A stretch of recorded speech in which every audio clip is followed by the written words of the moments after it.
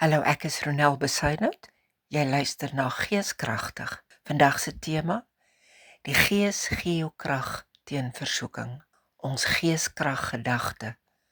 Die Gees breek die skynbeeld van versoekinge en plant jou in waarheid. Versoeking is nie net 'n begeerte nie.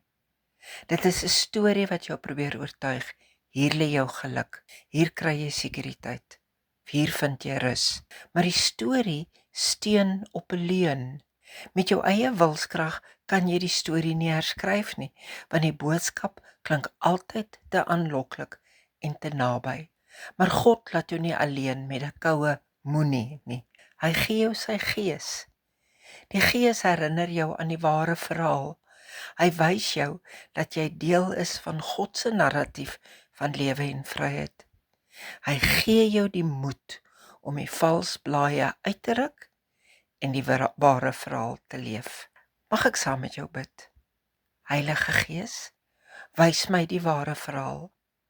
Gee my krag om die leuen van versoeking te verwerp en Christus se pad te kies.